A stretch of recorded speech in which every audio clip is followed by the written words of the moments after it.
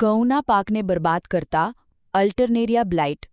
તમે વિચારતા હશો કે આ વિષય આટલો મહત્વનો કેમ છે? તો જુઓ, જો સમયસર ધ્યાન ન આપીએ ને તો અલ્ટરનેરિયા ટ્રિટિસિના નામની ફૂગથી થતો આ રોગ ઘઉંના ઉત્પાદનમાં સીધો 90% સુધીનો ઘટાડો કરી શકે છે. મતલબ આખે આખું ખેતર બળી ગયું હોય ને એવું જ લાગે.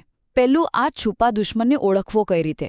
તમને જાણીને કદાચ નવાઈ લાગશે કે શરૂઆતના 7 થી 8 અઠવાડિયા સુધી તો આની કોઈ જ અસર દેખાતી નથી. અરે, ધરું કે નવા કૂણા પાંદડાને પણ તે નુકસાન કરતો નથી. પણ હા, જેમ જેમ સમય જાય ને પાંદડા પર પીળી ચમકતી કિનારીવાળા લાલ ભૂરા ડાઘ દેખાવા લાગે છે. અને પછી આ ડાઘ ધીમે ધીમે ભેગા થઈને પાંદડાને સાવ સૂકવી નાખે છે. બીજું, હવે સવાલ એ થાય કે આ ફૂગ ફેલાય છે કઈ રીતે?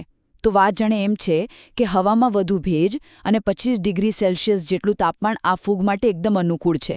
અને ફેલાવા માટે તે જમીનમાં બચેલા જૂના અવશેષો, બીજ અને પવનમાં ઉડતા કોનિડિયા એટલે કે ફૂગના બીજાણુઓનો ઉપયોગ કરે છે. છેલ્લે આનો ઉપાય શું? તો જુઓ, બચાવના ચોક્કસ ઉપાયો છે.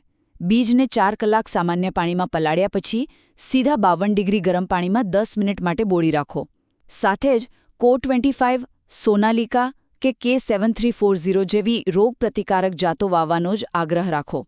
અને હા, જો રોગ દેખાય તો પાક પર મેન્કોઝેબ અથવા ઝીનેમનું 0.25% મિશ્રણ જરૂર છાંટો.